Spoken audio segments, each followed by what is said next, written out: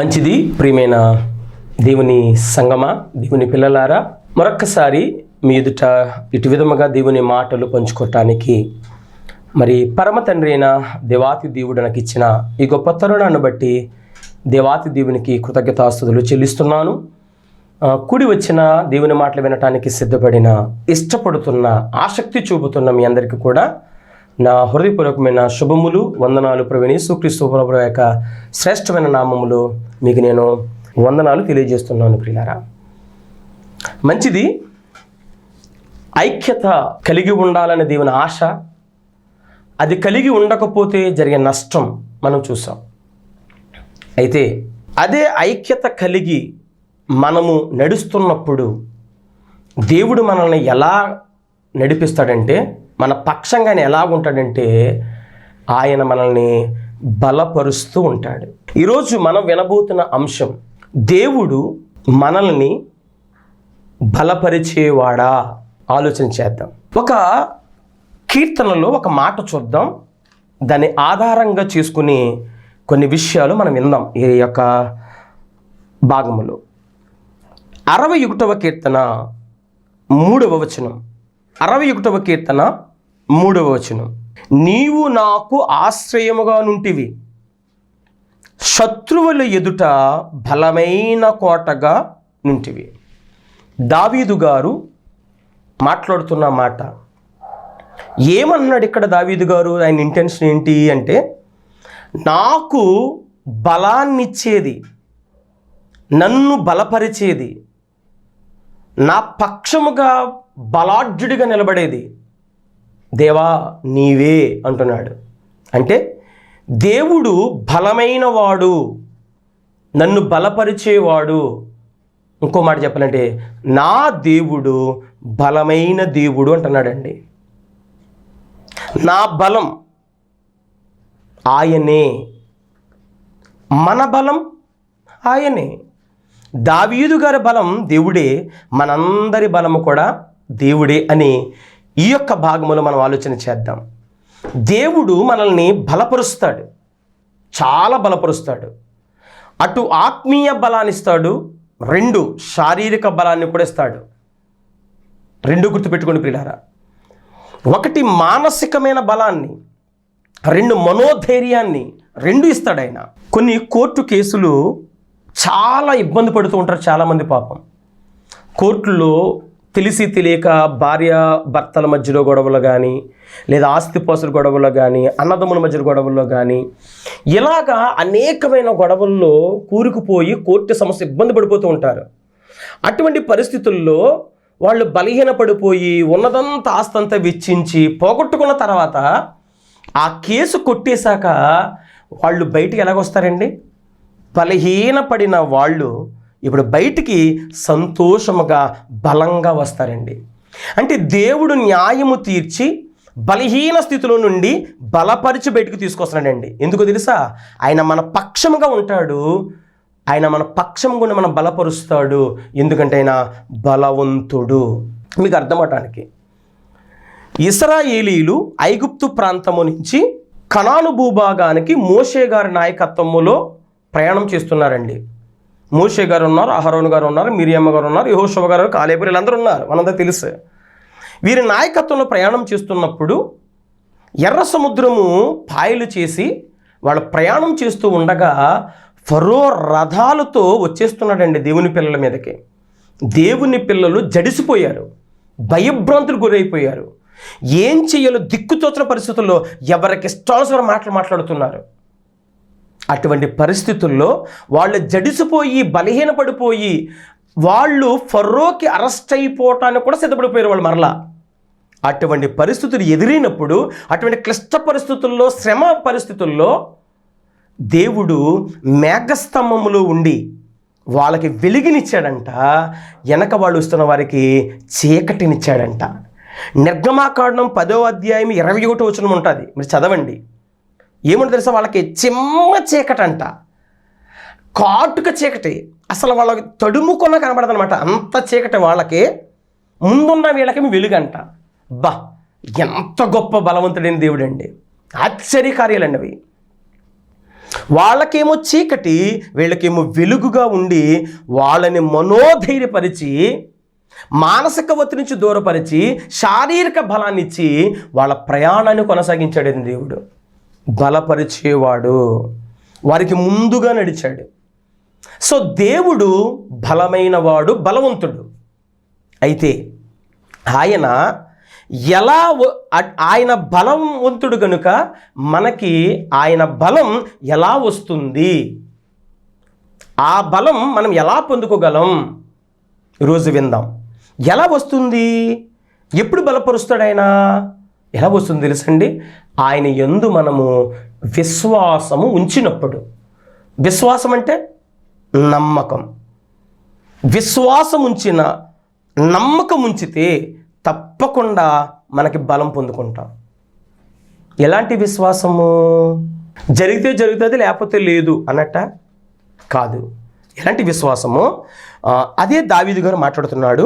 28వ కీర్తన 7వ వచనం. యెహోవా నా ఆశ్రయము, నా కేడెము, నా హృదయము ఆయన యందు నమ్మిక ఉంచెను గనుక నాకు సహాయము కలిగెను, నాకు సహాయము కలిగెను.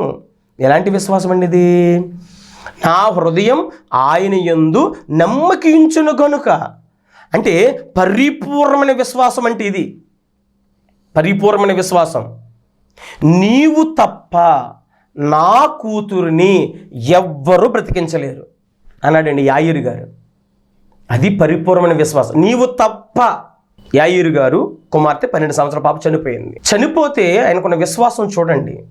సమాజ మందిర అధికారి అండి ఆయన. వచ్చాడు, ఆయన యేసుక్రీస్తు దగ్గరికి వచ్చారు. అయ్యా, నా కుమార్తె చనిపోయింది, ఒక్క మాట సెలవిచ్చాలి. ఒక్క మాట. ఏంటండి? ఏంటి ఆయనకున్న విశ్వాసం? చనిపోయింది, హాస్పిటల్లో లేదు, ఇంకా కొన ఊపిరితో లేదు.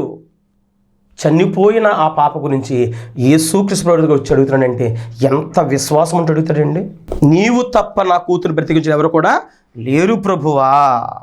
లూకాసు వార్త 8వ అధ్యాయము 40వ వచనం చదువుదాం.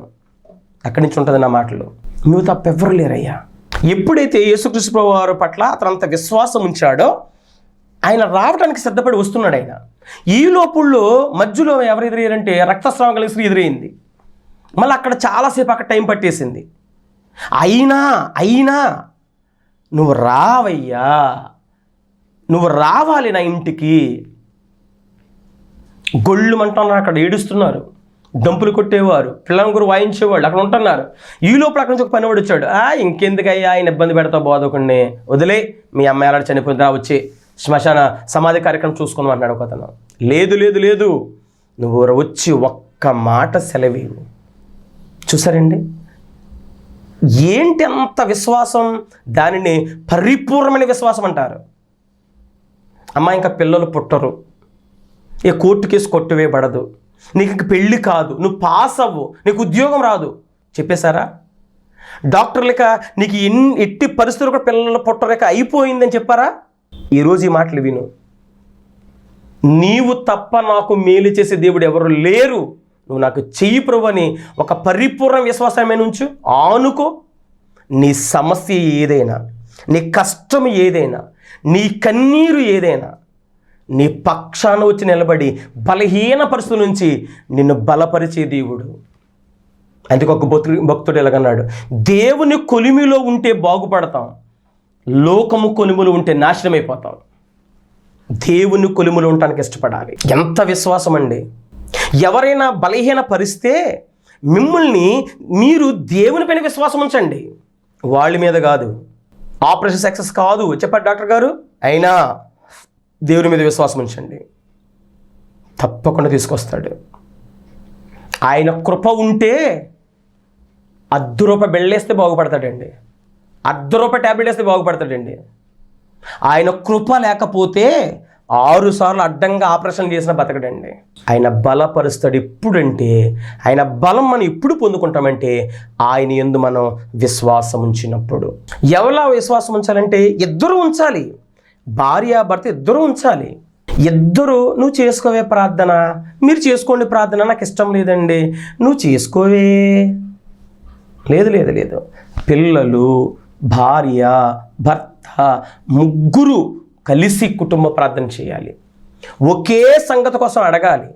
అడిగినప్పుడు తప్పకుండా నీ కార్యాలు జరుగుతాయి. బలపరుస్తాడు. ఎప్పుడు ఉపయోగపడుతుంది ఈ విశ్వాసం? శ్రమలలో నిలబడే విశ్వాసం, కష్టాల్లో ఉండే విశ్వాసం, నిలబడే విశ్వాసం ఇది. అంటే నీ కష్టాలలో, శ్రమలలో, కన్నీళ్ళు, దిక్కుతోచని పరిస్థితుల్లో నిలబడే విశ్వాసం ఇది. అది పరిపూర్ణమైన విశ్వాసం అంటే. దీనిని పేతురు గారు ఏమన్నాడు తెలుసండి? అమూల్యమైన విశ్వాసం అన్నాడండి ఆయన. అది ఎంత బాగా అన్నాడు చూడండి. ఆయన పేతురు గారు రాసిన 2వ పత్రిక 1వ అధ్యాయం 7వ వచనం, నశించిపోవు సువర్ణము అగ్ని పరీక్ష వలన శుద్ధపరచబడుచున్నది గదా, దానికంటే అమూల్యమైన మీ విశ్వాసము ఈ శోధనల చేత పరీక్షకు నిలిచినదై యేసుక్రీస్తు ప్రత్యక్షమైనప్పుడు మీకు మెప్పును మహిమయు ఘనతయు కలుగుటకు కారణమగును. ఏ విశ్వాసం అండి ఇది? అచంచలమైన విశ్వాసము, అమూల్యమైన విశ్వాసం. అంటే ఈ విశ్వాసం నీకు శ్రమల్లో పనికొస్తుంది. పేతురుగా నిలబడ్డారండి ఆయన నడిచి వెళతంటేనంట, ఎవరో పేతురు గారు, రోగులందరూ దారి పక్క తీసుకొచ్చారంట. ఆయన ముట్టుకొక్కర్లా, నడిచి వెళుతుంటే నీడబడితే వెలిగిసారంటండి. నీడబడితే. అపోస్తుల కార్యాల గ్రంథం 5వ అధ్యాయం 15వ వచనం, అందుచేత పేతురు వచ్చుచుండగా జనులు రోగులను వీధులలోనికి తెచ్చి వారిలో ఎవరి మీదన అతని నీడైన పడవలనని మంచముల మీదను పరుపుల మీదను వారిని ఉంచిరి. నీడబడితే పేతురు గారు నీడ, యేసుక్రీస్తు ప్రభువు నీడ పక్కన పెడదాం. ఒక పాస్టర్ గారు సేవకుడు అండి ఆయన. ఒక సేవకుడు నీతో ఇది జరుగుతుందని చెప్పినప్పుడు ఎందుకు నమ్మలేకపోతున్నావు? బలహీన పరిస్థితి ఎందుకు బలం పొందలేకపోతున్నావు నువ్వు? అంటే నీకు విశ్వాసము లేదు. నువ్వు విశ్వాస కాదు, పిశాచివి. సంఘములో కనబడే పిశాచివి నువ్వు. విశ్వాసం ఉండాలి, నమ్మకం, పరిపూర్ణమైన విశ్వాసం. యాయీరుకున్న విశ్వాసం ఉండాలి నీకు. పేతురు గారికి ఉన్న విశ్వాసం ఉండాలి నీకు. అబ్రహాముకు శారామ్మ గారికి ఉన్న విశ్వాసం ఉండాలి. మృతతుల్యమైపోయింది శరీరం. ముసలి వాళ్ళు 100 పిల్లలు పుట్టని పరిస్థితి. అయినా దేవుడు చెప్పాడు, చేస్తాడంతే. అది అమూల్యమైన విశ్వాసం అంటే. మనం కూడా పాట పాడుకుంటుంటాం, యెహోవా నా బలమా యథార్థమైనది నీ మార్గం. ఎంత చక్కని మాట అండి. యథార్థమైనది. ఎంత బలపరుస్తాడు ఆయన. శారీరక బలాన్ని ఇస్తాడు. మనం కూడా శారీరక బలం కావాలంటే ప్రతి ఆదివారం మాంసం తెచ్చుకుంటాం. మరి ఆత్మీయ బలం కొరకు ఆరాధనలో, దేవుని వాక్యములో, విశ్వాసములో ఎదిగినప్పుడు మనం కూడా బలం పొందుకుంటాం ప్రియులారా. మొట్టమొదటి బలం ఎలా వస్తుంది అంటే ఆయన యందు విశ్వాసం ఉంచినప్పుడు వస్తుంది. రెండవది ఇవన్నీ ఆధ్యాత్మిక బలం అండి. శరీర సమ బలం కోసం మాట్లాడతాడు. 2 ఇస్తాడు దేవుడు. ఆత్మ బలంగా ఉంటే శరీరం కూడా ఆటోమేటిక్ బలంగా ఉంటుంది. ఒకవేళ శరీరం బలహీనంగా ఉన్న ఆత్మతో ఇప్పుడు బలంగా ఉంటుంది. గుర్తుపెట్టుకోండి. ఎలీషా ఎముకలు తగిలితే లేచాడంటే, ఎలీషాకి ఎముకలు తగిలితే ఒక దైవజనుల్లో ఉన్న శక్తి చూడండి ఒకసారి, ఆలోచించేద్దాం. రెండవది, ఎప్పుడు ఎలా బలం పొందుకుంటామంటే మొట్టమొదటిగా ఆయన యందు విశ్వాసం ఉంచితే. రెండవది 84వ కీర్తన 4వ వచనం. 84వ కీర్తన 4వ వచనం, నీ మందిరమునందు నివసించువారు ధన్యులు, వారు నిత్యము నిన్ను స్తుతించుదురు, నీ వలన బలము నొందు మనుషులు ధన్యులు. అంటే రెండవది ఎక్కడ ఉంటుందంటే ఆయన సన్నిధిలో ఉంటే బలం. ఆయన మందిర ఆవరణములో, ఆయన సన్నిధానములో, ఆయన వాక్యపు వాతావరణములో, ఆయన సహవాసములో, అపోస్తుల బోధ యందును, సంఘ సహవాసమందును, ప్రార్థన యందును, రొట్టె విరుచుటి యందును నువ్వు ఉన్నప్పుడు బలం, ఆధ్యాత్మిక బలం, ఆత్మీయ బలం. ఆ బలం ఉంటే నిన్ను ఎవ్వరూ పడగొట్టలేరు. నీ ఆత్మీయ స్థితిలో ఎప్పుడు దిగజారు.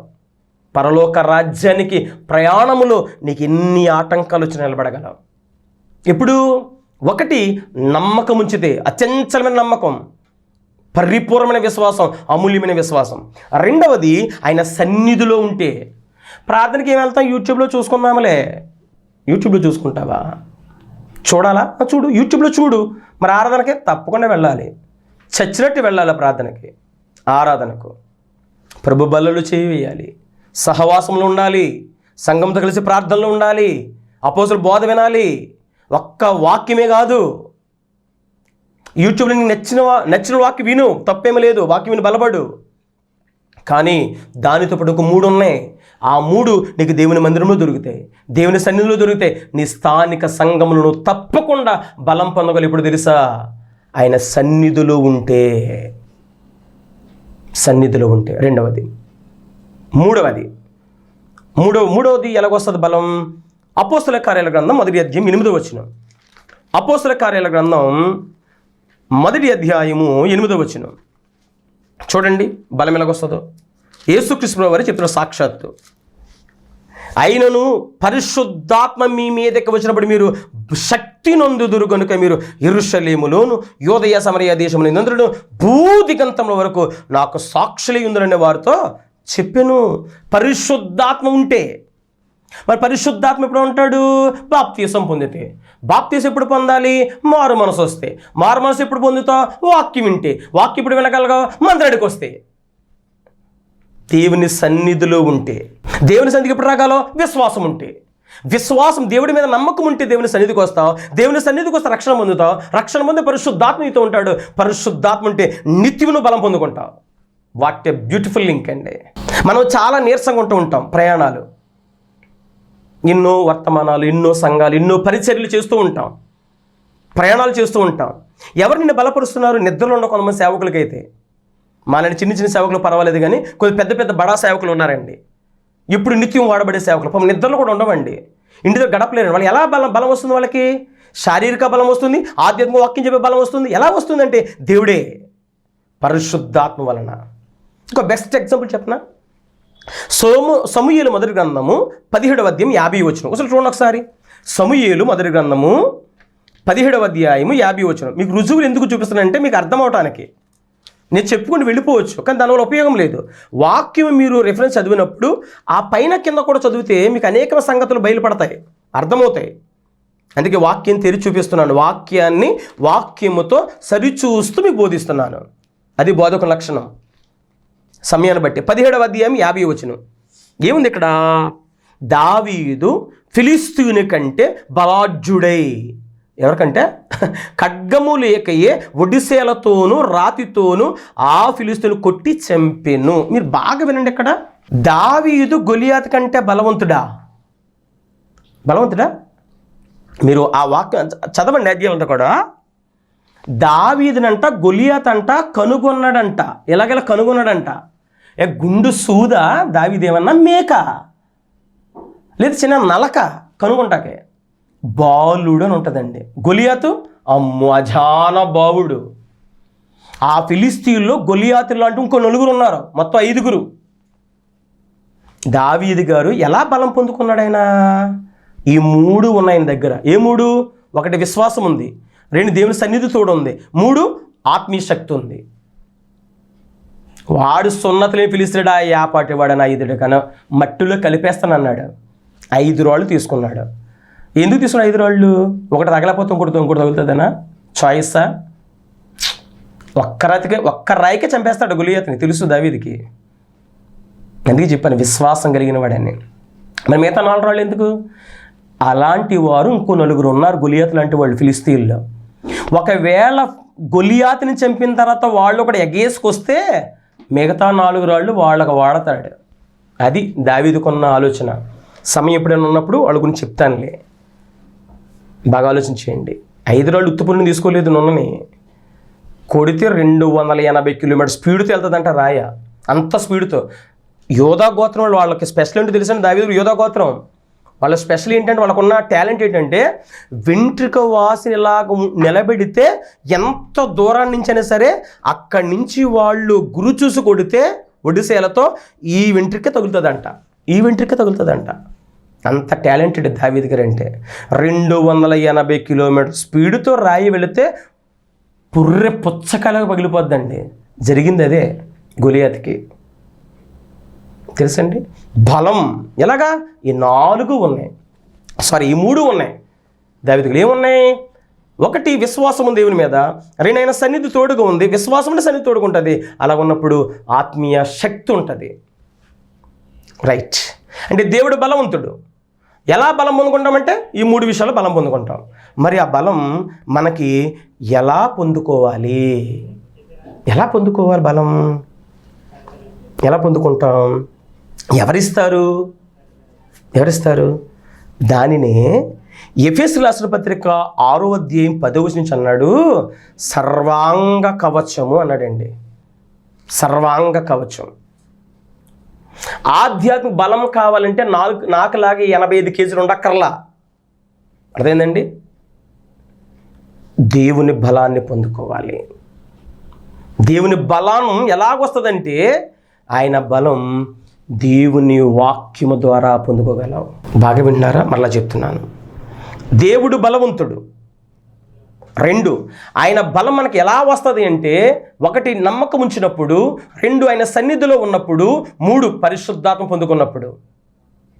అయితే ఆ బలాన్ని మనం పొందుకోవాలంటే ఏం చేయాలి? మనము 3వది ఏం చేయాలంటే సర్వాంగ కవచాన్ని ధరించాలి.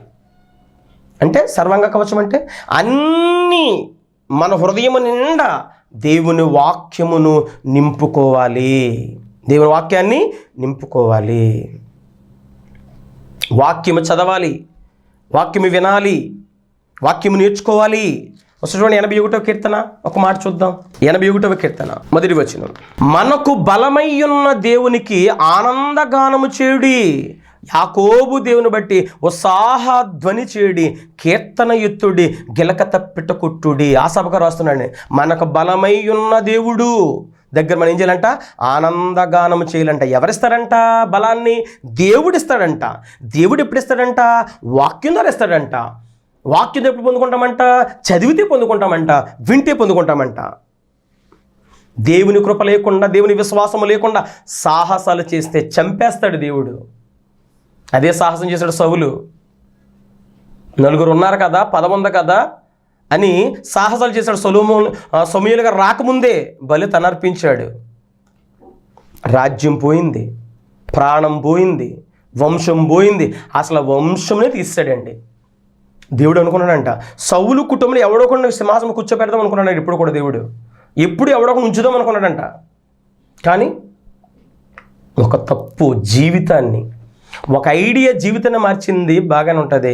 ఒక తప్పు జీవితాన్ని కాదు కదా, వంశాన్ని తీసేసింది. సాహసాలు చేస్తామా? మన దగ్గర డబ్బులు ఉన్నాయరా, పెట్టేద్దాం 4-5 మీటింగ్లు. ఆయన పెట్టాడు, మనం పెట్టేద్దాం. డబ్బులు ఉంటే చేసేస్తారా సాహసాలు? దేవునికి ఆలోచన వద్దా? దేవుని నడిపింపు వద్దా? మనమందరం ఇటువంటి బలం పొందుకుని ఒక ఐక్యత కలిగి ఒక క్రిస్మస్ చేస్తే ఒక క్రిస్మస్ చేస్తే అందరూ కలిసి పట్టణాలు పడతాయండి. క్రైస్తవులు పట్టడానికి బలం ఎప్పుడు వస్తుందంటే ఐక్యత కలిగి ఉంటే వస్తుంది. పట్టణాలు పట్టవండి, సరిపో. ఆలోచన చేయండి ప్రియులారా, దేవుని సంగమా. పనికి మన ఆలోచనలు వస్తే చెదపురుగు తినేస్తాయి మన యొక్క జీవితాన్ని, మన హృదయాన్ని. పతనమైపోతాం. బలం పొందుకోవాలి.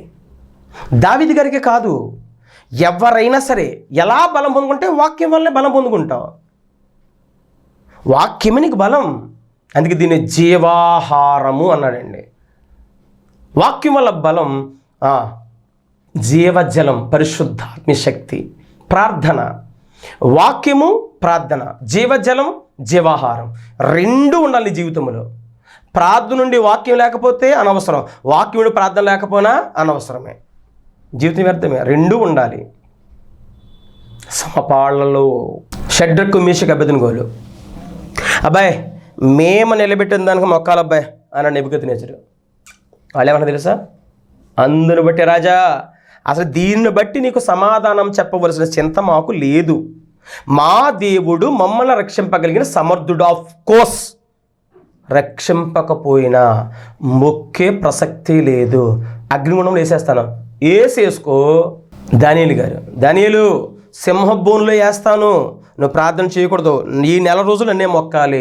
కుదరదు. ప్రార్థన చేసుకున్నాడండి. సింహబోన్లు వేసేద్దామా? వేసేసారండి. అగ్నిలో వేసేసారండి. ఎలా వెళ్ళిపోయారంటారు వాళ్ళు? దేవుడు కాపాడతాడని వెళ్ళారా వాళ్ళు? దేవుడు కాపాడతాడని వెళ్ళారా? ప్రశ్న. కాదండి. చచ్చిపోదామని వెళ్ళిపోరండి వాళ్ళు. చచ్చిపోదామనే. ఏంటి అంత ధైర్యం వాళ్ళకి? దేవుడు ఉన్నాడనే ధైర్యం. కాపాడిన ఇష్టమే, కాపాడుకుపోని ఇష్టమే. బ్రతికామా ఆయన కోసం బతుకుతాం, చచ్చామా ఆయన దగ్గరికి వెళ్ళిపోతాం. ఇదే మాట పౌలు చెప్తున్నాడు. పౌలు గారు బ్రతుకుటే క్రీస్తే, చావైతే లాభం అన్నాడు. ఇదే మాట ఏళ్ళ చేసింది ఆయన మాటలు చెప్పాడు అక్కడ. అర్థమంది ప్రియులారా? ఎలా బలం పొందుకున్నారు వాళ్ళు? ఇదే వాక్యమే. ధర్మశాస్త్రం వాళ్ళ దగ్గర ఉన్నది. చీకట్లో కూడా వెలుగు పుట్టిస్తాడు దేవుడు. నువ్వు పెట్టే తిండి మేము తిన్నాం, మీ మాసాలు మీ యొక్క ద్రాక్ష మాకు వద్దు, మాకు మంచినీళ్ళు ఇవ్వు, ఏ కూరలు అంటే ఆ కూరలు పెట్టి అంతే మాకు చాలు. గుండెకాయ, కందనకాయ అన్ని కాయలు మీరు తినండి, మాకు మాత్రం దొండకాయ, బెండకాయ, వంకాయలు మాకు పెట్టండి చాలు అన్నాడండి. ముఖాలంట ప్రకాశించాయంట. ఏదో రాసుకుంటే పూసుకుంటూ వచ్చేది కాదు, అది ఆత్మీయ వలన వచ్చింది. అది అటువంటి ధైర్యం ఎవరిస్తారంటే దేవుడిస్తాడు. మనకి యేసుక్రీస్తు ప్రభువు ఇస్తారు. యేసుక్రీస్తు ప్రభువు అండి మన బలపరచడానికి యేసుక్రీస్తు ఈ లోకానికి వచ్చారండి. ఆయన సిలువలో కాచిన రక్తము ద్వారా మనం ఈరోజు బలముగా, ఆత్మీయ శక్తితో, ఆత్మీయ బలముతో, ఆయన సన్నిధితో, విశ్వాసముతో పరిశుద్ధాత్మను నడుస్తున్నాం. ఈ బలం ఎలా వచ్చింది మనకి? ఆయన ఇవ్వబట్టే. కంటికి రెప్పలా కాపాడుతున్నాడు. యుగ సమాప్తి వరకు మనతో తోడుకుంటాడంట. ఎంత గొప్ప మాటలండి. బలపడదాం, బలపరచి అనేకుల్ని బలపరుచుదాం. మనం బలపడి అనేకులు బలపరుచుదాం. ఎప్పుడు బలం పొందుకుంటాం? మరలా ముగిస్తున్నాను నేను. లాస్ట్ 1 విశ్వాసం, 2 దేవుని సన్నిధి, 3 పరిశుద్ధాత్ముడు మనలో ఉండాలి. అయితే దాన్ని ఎలా పొందుకోగలమంటే దేవుని వాక్యము చేత. అంటే ఇలా చేస్తే వాక్యం చదవటం, వాక్యం వినడం, వాక్యం నేర్చుకోవటం వల్ల మనం ఎప్పుడు కూడా బలవంతులు ఉంటాం. మన అది పడగొట్టలేడు, మన జీవితం నాశనం చేయలేడు. అట్టి ఆలోచన కలిగి పరిశుద్ధాత్మ కాపుదల మీకు మెండుగా అనుగ్రహింపబడును గాక. ఆమేన్. చిన్న ప్రార్థన చేసుకుందాం. మహాపరిశుద్ధుల కన్నా తండ్రి మీకు స్తోత్రాలు. నీ ప్రేమ, నీ కృపా, కనికరం మాకు ఇచ్చారు నాయన. నిజమే, బలహీనుడమే నాయన, పాపులము నేను. అందులో నేను ప్రధాన పాపిని నాయన. పాపులోనే ప్రధాన పాపిని అయినా నీ స్వచ్ఛమైన శ్రేష్టమైన అమూల్యమైన వాక్యం ఇచ్చారు. ఈ వాక్యాన్ని పిల్లలకు పంచాను. నీ పిల్లలందరూ ఎరిగి సరి చేసుకొని దేని వాక్యపు సన్నిధానంలో బ్రతకడానికి కృపనిమ్మని, రక్షణ పొందుటకు, మారు మనసు పొందుటకు కృపనిమ్మని క్రీస్తునామమున అడుగుచున్నాను తండ్రి. ఆమేన్. మన తండ్రి అయిన దేవుని ప్రేమ, కుమారుడిని యేసుక్రీస్తు కృప, పరిశుద్ధాత్మ అన్యోన్య సహవాసం, సమాధానం ఇప్పుడు ఎల్లప్పుడు సదాకాలం సకల పరిశుద్ధులకు మనకును తోడుగా ఉండును గాక. ఆమేన్. వందనాలు ప్రియులారా. Thank you.